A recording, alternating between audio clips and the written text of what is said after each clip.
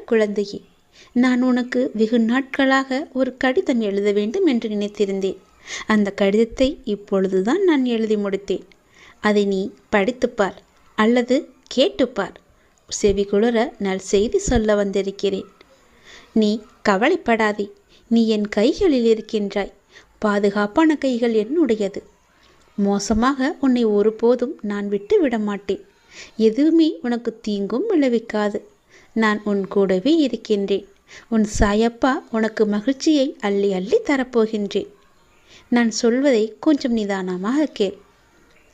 மீண்டும் பிறப்போம் என்பது உறுதியில்லை. உயிர் உள்ள வரைதான் அன்பு, பாசம் என எல்லாமே. பிறகு மிஞ்சுவது மகிழ்ச்சியான நாட்களின் நினைவுகள் மட்டுமே. வாழும் வரை சிரித்த முகத்துடன் மகிழ்ச்சியாக வாழ்வோம் என்று நீ உன்னை முடிவு செய்து கொள்.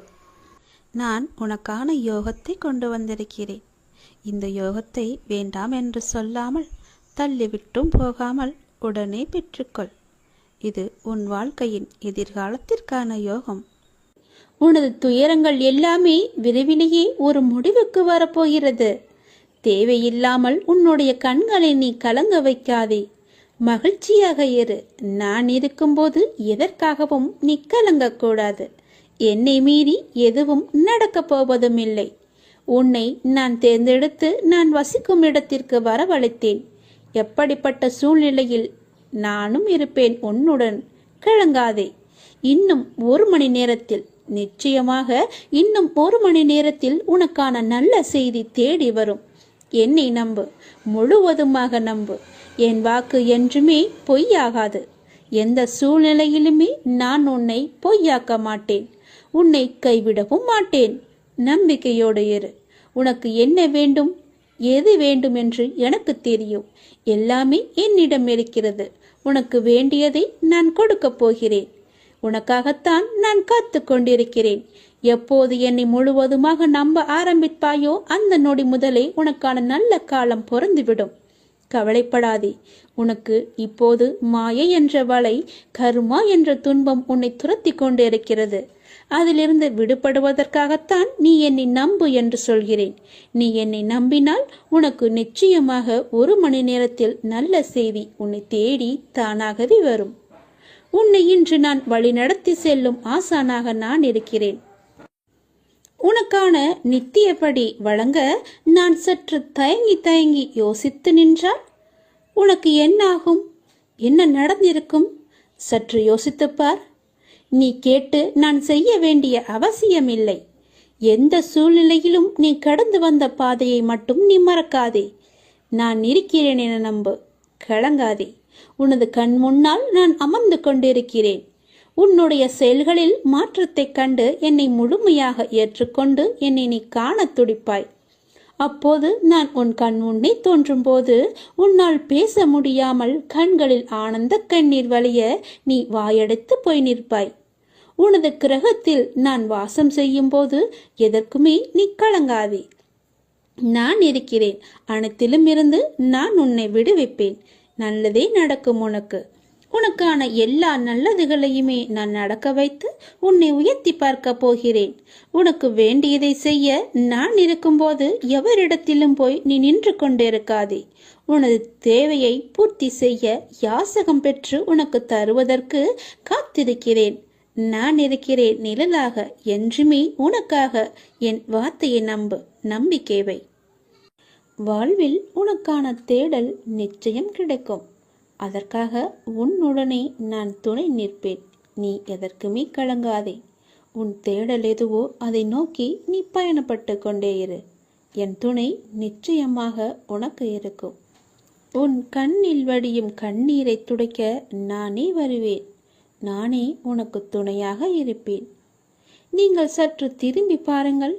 உங்களை கஷ்டப்படுத்திய நாட்கள் எல்லாம் கற்றுக் கொடுத்த நாட்கள் என்று உங்களுக்கே தெரிய வரும். அத்தகைய அனுபவங்களை சேகரித்து வையுங்கள். இனி வரும் நாட்களில் எச்சரிக்கையோடு செயல்பட அதுவே உங்களுக்கு உதவியாக இருக்கும். கவலைப்படுவதற்கு காரணங்களை தேடாமல் ஒவ்வொரு நிகழ்விலும் உள்ள யதார்த்தத்தை எண்ணி மகிழ்ச்சியாக இருக்க பழகிக் கொள்ளுங்கள். எந்த சூழ்நிலையிலும் முயற்சியை மட்டும் கைவிடாதீர்கள். விதியின் பயனில்லை என்றாலும் முயற்சியின் பலன் கட்டாயம் உண்டு. காலில் மிகச்சிறிய முள் குத்தி இருந்தால் கூட எவ்வாறு விரைவாக ஓட முடியாதோ அதே போல உங்கள் மனதில் சிறிய சிறிய பிரச்சனைகள் உங்கள் செயல்பாட்டு திறனை பாதித்தால் நீங்கள் பெரிய வாய்ப்புகளை உரிய தருணத்தில் சரியான முறையில் பயன்படுத்தி வெற்றி காண முடியாது. எனவே சிறு பிரச்சனைகளுக்கு முக்கியத்துவம் தராமல் அப்பிரச்சனைகளுக்கு உடனுக்குடன் தீர்வு கண்டு நமது மனதை மிகவும் அமைதியான முறையில் வைத்துக்கொள்வது நமக்கு விரைவிலேயே வெற்றியை ஈட்டித் தரும். வாழ்க்கை முடிவற்ற சாத்தியங்கள் நிறைந்தது. நன்மைகளை அறுவடை செய்ய சரியான நேரத்தில் சரியானதை செய்யுங்கள்.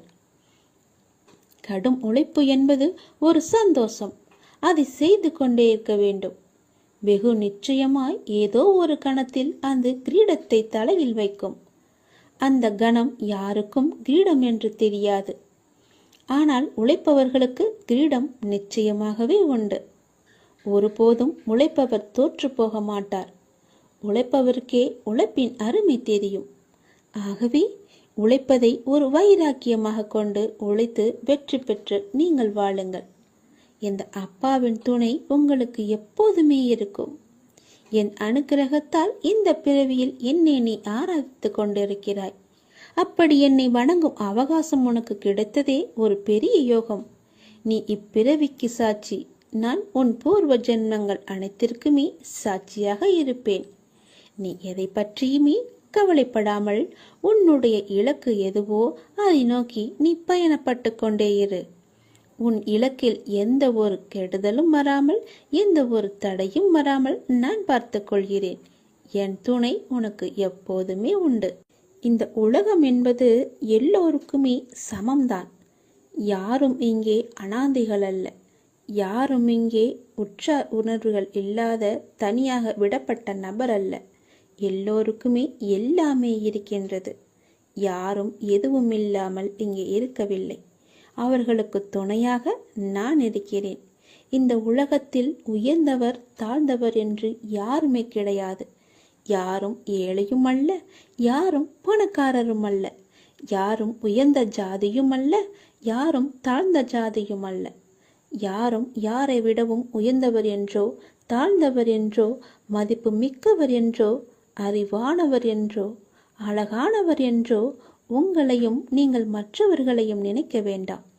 இந்த பூமியில் ஒவ்வொரு மனிதர்களுமே சிறப்புக்குரியவர்தான். அனைவருமே தத்தம் துறைகளில் சிறப்பானவர்களே. வெட்ட வெளியில் உச்சி வெயிலில் வியர்வை சிந்த நிலத்தில் உழைத்து களைப்பவர்கள் ஆணாக இருக்கட்டும் பெண்ணாக இருக்கட்டும் யாவருக்குமே எல்லோருக்குமே உள்ளதை போல் சுயமரியாதை, கோபம், வலி, மகிழ்ச்சி, பசி, உறக்கம், இழிச்சொல்லின் வலி, புறக்கணிப்பின் வலி போன்ற தனி மனித உணர்ச்சிகள் அத்தனையும் அனைவருக்குமே உண்டு. அவர்களும் மனிதர்கள்தான். உண்மையில் உயர்ந்தவர் தாழ்ந்தவர் என்று யாருமே இல்லை. சில வாய்ப்புகள் தான் யார் இந்த பொழுதில் அவசியமானவர் என்பதை நமக்கு புரிய வைக்கிறது. அந்த புரிதலை உணர்ந்து கொள்பவர்கள் மனித நேயத்துடனே நடந்து கொள்வர். மனிதநேயம் கொண்டவர்களாலேயே மக்களை திருப்திப்படுத்தும் சேவையை வழங்க முடியும். அவர்களே மரணித்தாலும் மனிதர்கள் மனங்களில் இடம் பிடித்து எப்போதும் அழியா புகழுடன் இருப்பார்கள். மனிதர்கள் யாராயினும் அவர்கள் அனைவருமே சமம்தான். உயர்ந்தவர் என்றோ தாழ்ந்தவர் என்றோ படித்தவர் என்றோ படிக்காதவர் என்றோ ஏழை என்றோ பணக்காரன் என்றோ கருப்பு என்றோ சிவப்பு என்றோ உயர்ந்த ஜாதி என்றோ தாழ்ந்த ஜாதி என்றோ எந்த இருமே கிடையாது. அப்படிப்பட்ட நிலை நிச்சயமாகவே மாற வேண்டும். சமத்துவம் என்ற நிலை நிலவ வேண்டும் என்றால் மக்கள் மனதில் மாற்றம் ஏற்பட வேண்டும்.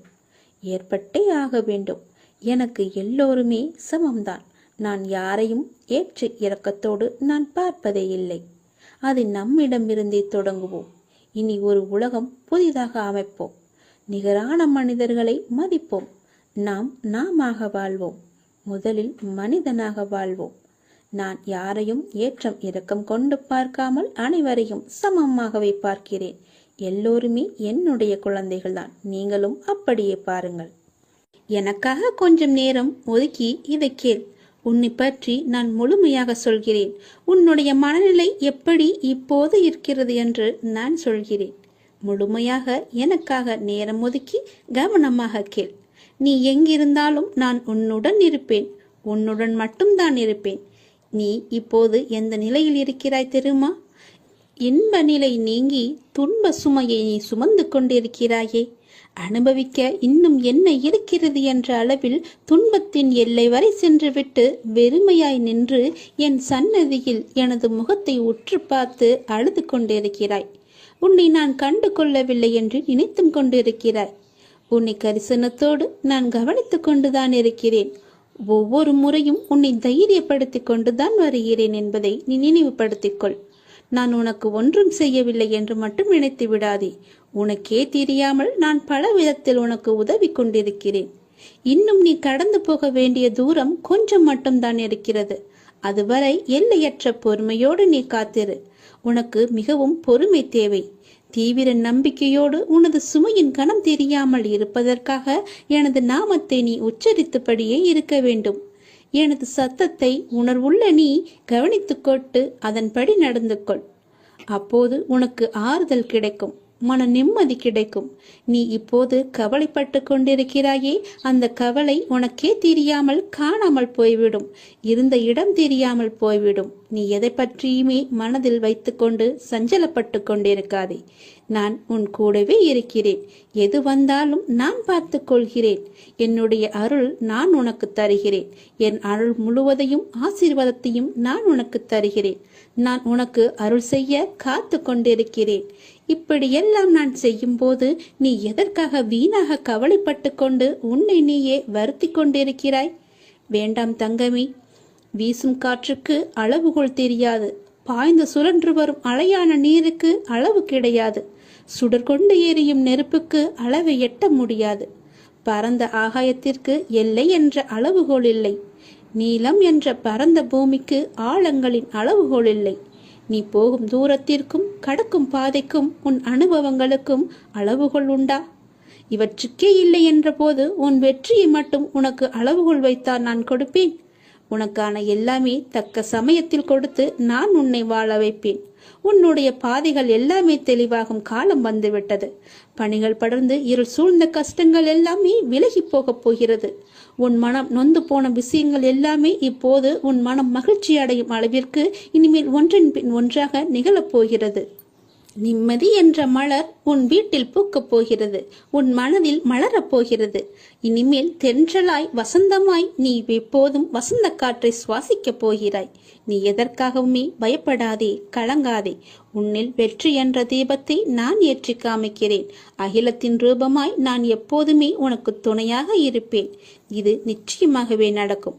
எதை பற்றியுமே கவலைப்படாதே. இன்றைய இப்போதைய சூழ்நிலையை வைத்து எதிர்காலத்தை நீ தீர்மானித்து விடாதே. எல்லாவற்றையுமே நானே பார்த்துக் கொள்கிறேன். உன் அப்பா நான் இருக்கும்போது எதற்குமே நீ கவலைப்படாதே. என் அனுமதி இல்லாமல் எதுவுமே இங்கு நடக்காது தெரியுமா? நீ ஏன் எல்லாவற்றையும் உன் தலையில் வைத்துக் கொண்டிருக்கிறாய்? ஏன் உன் அப்பா நான் உன் வழிகளை தாங்க மாட்டேன் என்று நினைக்கின்றாயா? நீ எப்போது என்னை அப்பா என்று அழைத்தாயோ அப்போதே எல்லா உரிமையும் உனக்கும் எனக்கும் இருக்கிறது. நீ அழும்போது என்னுடைய மனம் துடிக்கின்ற துடிப்பை என்னால் எந்த வார்த்தைகளில் உன்னிடம் கூறுவது என்று தெரியவில்லை. உன் மனவழி, உன் உடம்பில் ஏற்படும் என அனைத்து வழியையும் நீ என் பெயர் சொல்லி என்னால் அதை தாங்க முடியாது, எனக்கும் அதற்கான பலத்தை தாருங்கள் அப்பா என என்னிடம் கேட்கிறாய் அல்லவா? உன் வலியை நான் தாங்க மாட்டேனா? உன் கண்ணீரை காணும்போது அதுதான் எனக்கு வலியை, மிகுந்த வலியை ஏற்படுத்துகிறது. உங்கள் பெயர் சொல்லி என்னால் எப்படிப்பட்ட கஷ்டம் தரும் சூழ்நிலைகளையும் எளிதாக தாண்ட முடியும் என்று கூறும்போது நான் உனக்கு எப்படி உதவி செய்யாமல் இருப்பேன்? வலி தாங்காமல் சில நேரம் நீ கதறும் போது என்மேல் கோபம் கொண்டாலும் அது உன் மனதிலிருந்து வருவதல்ல. அதன் பிறகு என்னை மன்னித்து விடுங்கள் என்று கேட்டு நீ என் முன் நிற்கும் போது என் மனம் உன்னை எண்ணி கலங்குகின்றது. என் பிள்ளையை இப்படி விதியால் படும் அவஸ்தைகள் என் முன் இப்படி நிற்க வைக்கிறதே என்று. நீ துவண்டு போக மாட்டாய். என்ன கஷ்டம் வந்தாலும் நிமிர்ந்து பறந்து வானமாக மேலோங்கி நிற்கப் போகிறாய். யார் கைவிட்ட போதிலும் என் பக்தனாகிய உன்னை நான் ஒருபோதுமே கைவிட மாட்டேன். நீ எங்கு சென்றாலும் உன்னுடனே நான் இருப்பேன். எதை பற்றியுமே நினைக்காதே. உனக்காக யாருமே இல்லை என நீ வருந்தக்கூடாது. நீ அப்பா என அழைத்தால் உன்னை காக்க நான் வருவேன். நீ நினைத்தது நடக்கும்.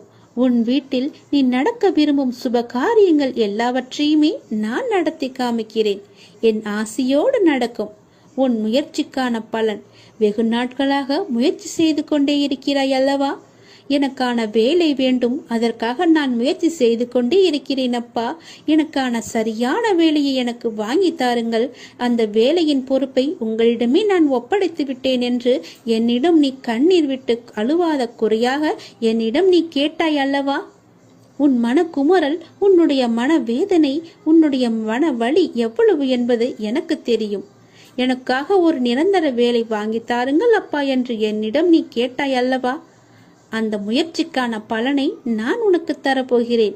நிச்சயம் அது உனக்கு கிடைக்கும். விரைவாகவே அந்த வேலையில் நீ உன் கையொப்பத்தை இடு.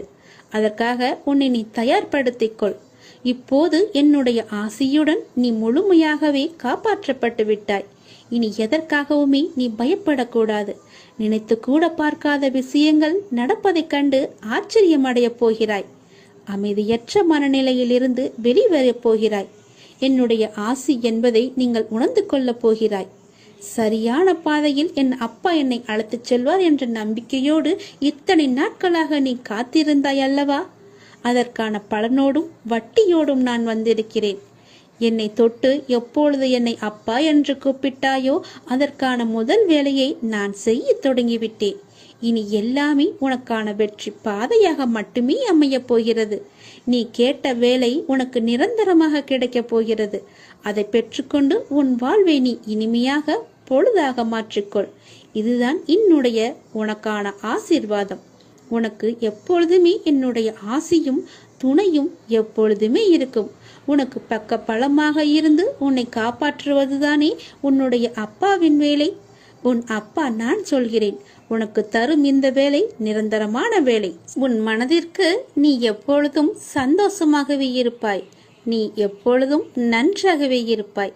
உன்னுடைய கடந்த கால நஷ்டங்கள், இழப்புகள், ஏமாற்றங்கள், காயங்கள், தோல்விகள் எல்லாம் மறந்து போகும் அளவிற்கு உனக்கு நான் மிக பெரிய மகிழ்ச்சியை தரப்போகிறேன்.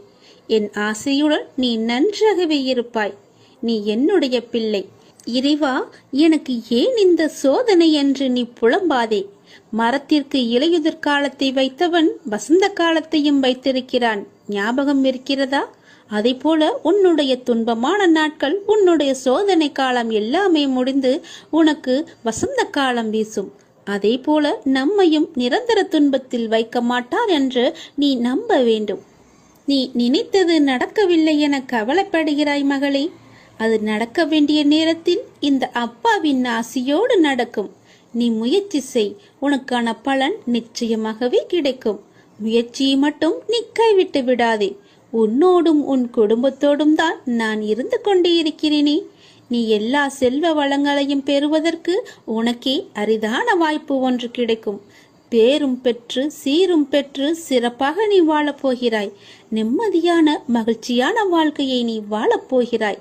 நீ எதை பற்றியுமே எதிர்மறை சிந்தனைக்கு உன் மனதில் நீ இடம் கொடுக்க கூடாது. ஒன்றை மற்றும் நீ நினைவில் வைத்துக்கொள். நாம் செய்த புண்ணியமும் தர்மமும் நமக்கு இடம் தெரியாத இடத்தில் இக்கட்டான சூழ்நிலையில் ஏதாவது ஒரு ரூபத்தில் உன்னை காப்பாற்றும். அப்படித்தான் நீ என்றோ செய்த தர்மம் இன்று உன்னை காப்பாற்றி இருக்கிறது. இறைவன் யாருக்கு எதை விதித்துள்ளான் என்பது இறைவனுக்கு மட்டுமே தெரிந்த விஷயம். இறைவன் எழுதாமல் எதுவும் நடக்காது. இறைவனை நாடாமல் எதுவும் நமக்கு கிடைக்காது. முயற்சி மட்டும்தான் நம்முடையது. அதற்கான முடிவு இறைவனின் கையில் இருக்கிறது. அது இறைவனுடையது. அதற்காக நீ வருந்தாதே. எதை இழந்தாலும் அது இன்னொரு வடிவில் அது உன்னை வந்து சேரும் என்று நம்பு. எனக்கு அப்பா செய்வது எல்லாமே என்னுடைய நன்மைக்கு மட்டும்தான் என்று நீ நம்பு. வாழ்க்கையின் சந்தோஷத்தை பிற நபரோடு நீ தேடாதே. உங்கள் சந்தோஷத்தை உனக்குள்ளேயே தேடு. உங்கள் பிறவியின் காரணத்தை தேடு. உங்களின் வளர்ச்சியின் தடைகளை தேடு. நான் என்னும் ஆணவம் தவித்து நதி போல நீ ஓடு. பிடிக்காத செயல்களை கண்டு கொள்ளாமலும் வேண்டாத செயல்களில் உங்கள் கவனத்தை செலுத்தாமலும் தேவையில்லாத கேள்விகளுக்கு நீ பதில் கூறாமலும் இருந்தாலே போதும். உங்களுடைய உடலும் மனமும் ஆரோக்கியமாக இருக்கும். நீங்கள் மற்றவர்களால் தூக்கி எறியப்படும் ஒவ்வொரு பொழுதும் காகிதமாக நீங்கள் விழாதே, விதையாக எழுங்கள், மீண்டும் முளைப்பதற்கு. நம்மை தூக்கி எறிந்து விட்டார்களே என்று கவலையிலேயே அப்படியே வீழ்ந்தே கிடைக்காதே. எழுந்து வா. உன் அப்பாவின் துணையோடு உன் அப்பாவின் கரத்தை பிடித்துக்கொண்டு நீ மேலே எழுந்து வா. எல்லாவற்றிலுமே நீ ஜெயிப்பாய். என்னால் முடியும் என்ற தன்னம்பிக்கையோடு எழுந்து எல்லாவற்றையுமே வெற்றிப்படியாக மாற்றி காட்டு. ஒருவர் இப்படித்தான் என முடிவான பிறகு அவர்களை மாற்ற முயற்சிக்காமல் உங்களை நீங்களே மாற்றிக்கொண்டு அடுத்த நிலைக்கு சென்று பாருங்கள். யாருடைய நிழலுக்குள்ளும் உங்களை பழக்கப்படுத்தி கொள்ளாதிருக்கும் வரை வெயில் உங்களை சுடுவதில்லை.